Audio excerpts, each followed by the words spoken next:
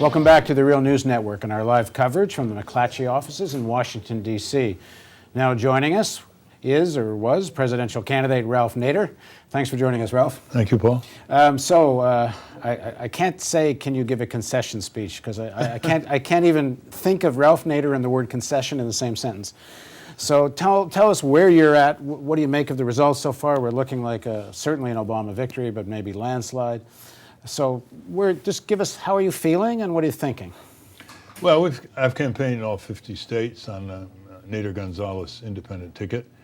So we have our pulse. We campaign with people. We take stands on local issues. We support people struggling for justice. We don't expect them to be spectators as we roll through town and countryside.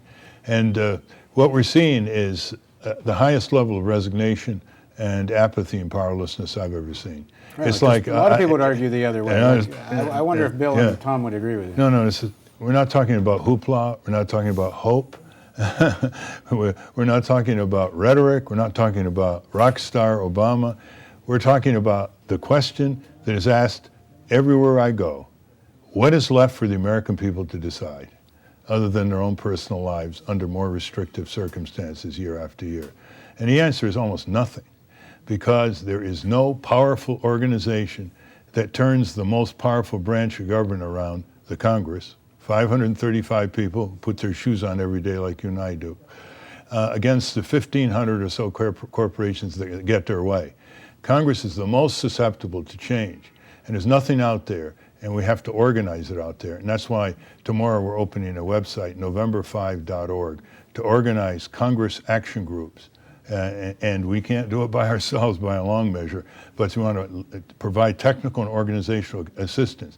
So we have 10 major overdue changes in this country: living wage, full Medicare, crackdown on corporate crime, public funding of public elections, getting out of the war, demilitarizing foreign policy, redirecting corporate subsidies and bloated military budgets to public works, creating good jobs on the ground that can't be exported to China, and changing our whole global trade agreement monstrosity that subordinates labor, consumer, and environmental standards. So this is what really has to happen. This is show business, what you're seeing here. This being, we can go to a shot of the TV here. In fact, I'll switch it to CNN, just seeing as you're talking about show business, or I could go to Fox, I suppose. Yeah. The only point of this election is the Democrats have no more excuses. They're going to control the White House, heavy control over Congress. They're always whining. For 40 years, they promised to turn the country around and give us universal health care and do something about the military industrial complex and living wage and energy, and all these things just get worse every year.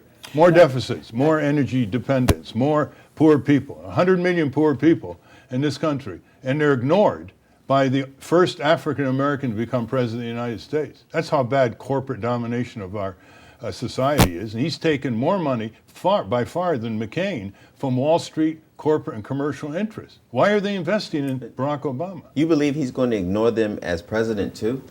I think he has shown, here's my view: if you don't pay attention while you're a candidate, the chances of suddenly becoming a populist, Paul Wellstone or whatever, are very, very slim. Second of all, he doesn't have a transforming personality. He doesn't like to take on power. That's why he uses the word harmony and unity and we're all one nation and one people. I mean, that's a good tactic, but I think it's more than a tactic. I think his record in the state Senate in Illinois and in U.S. Senate is that he doesn't like to take on power. And if you don't take on power, the corporate power that dominates every department in our government, you're going nowhere, because they control the budget. They control the priorities. They have heavy control on the media. I can be an expert in testifying to that, the way the network TV blocked us out. I mean, it's just incredible. The New York Times, 2 articles in 8 months on Nader Gonzalez campaign. Huge rally in Wall Street on the bailout. Bill, in an earlier segment, both you and Tom were saying this is one of the most nervous nights of your lives. Full of anticipation about an Obama victory. So what do you make of what Ralph is saying? Well, there's a lot that I agree in terms of conclusions, in terms of what needs to be done.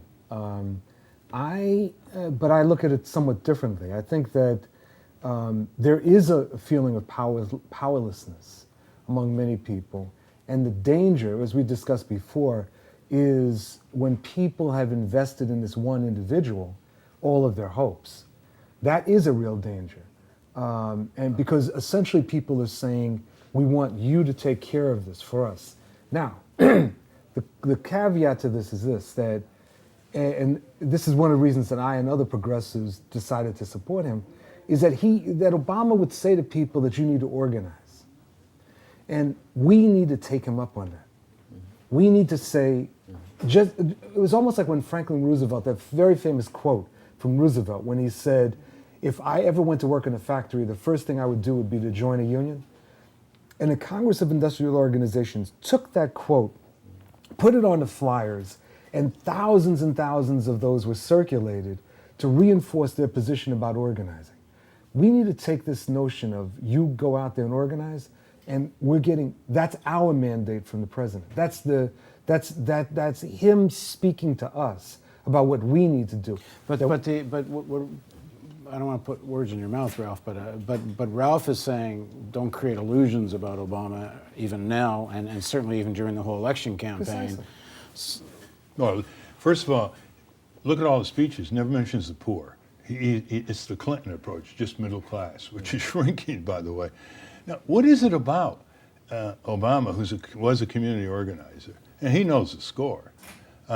He completely changes his focus, which he takes from millions of people who are looking him for focus, and takes it away from, just for starters, 100 million people in this country are underpaid, overcharged. They die earlier because they don't have health care. They do the dirty work for us, the dangerous work. They fight our criminal wars overseas. To me, you can't just say this is tactical.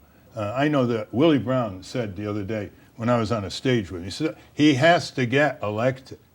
It doesn't work that way. He was against the embargo on Cuba. He goes to South Florida. He says he's for the embargo. He was against offshore drilling. He says he's now for offshore drilling. He was against snooping on Americans without warrant. And he still voted for revised the question is, what's and the the mandate? Patriot Act. So the question is, what's the mandate? There is no mandate. It's a landslide without a mandate. I mean, that's the tragedy of it. And Bill and I believe that nothing's going to change without on-the-ground, very laser-like organization where you focus on the big lever, which is the Congress. It's manageable. It's 535. And corporations are powerful. They don't have a single vote. We're the ones that have the vote. But it's not focused. The two-party system is a prison, and it's got the voters in a slavery situation. It's like it makes the voters become masochistic voters. How many more times, decade after decade, they vote for these two parties who betray them and basically turn the government over to large corporations? This isn't what you see. But Mr. Nader, with all due respect, don't you think that what we've seen with this campaign is the awakening of the little people, of the masses, regardless of whether they're supporting this one messianic sort of personality? Yeah. But how do you split the difference between a Ralph Nader, who has always stood for the grassroots, for the common people, for the environment, for all these things? How do you split the difference between what Barack Obama is doing to get into the White House and what Ralph Nader represents? How do you split that difference if you're Barack Obama? Well, he did say you can't get change unless you get people excited about change. But, I mean, that's a very clever statement. Because, look at, politicians have gotten huge crowds roaring and roaring. And when they put down their last words, the crowds drift away and never to come back. That's the problem. Look, is there a tenants movement in this country? Is there a poor people's movement? Is there affordable housing? How many people are working for full Medicare for all, right? The anti-war movement takes off every 4 years in deference to the Democratic nominee, so that's gone. The military-industrial complex is exploding. It's got half of the federal government budget. Now, here's my point. When he gets the status of president-elect, you got to watch the signs. Who's going to be his transition team? Who are going to be his appointees? And who does he invite? I'll guarantee you, he will not invite me for a single meeting. That's the litmus paper test. He went to work for one of our groups when he graduated from Columbia University. Well, why wouldn't let me interrupt you for just one second. I don't mean appoint me. I mean, just, he will have all kinds of consultancy. But you won't be one of them. I will not be one of them. Well, you will be for us, and we're going to come back in just a minute to continue this conversation, because even if President Obama doesn't invite you, we are. Join us in a couple of minutes for this next segment of our live coverage from Washington with President-elect, probably, Obama, and presidential candidate almost, Nader, in a minute.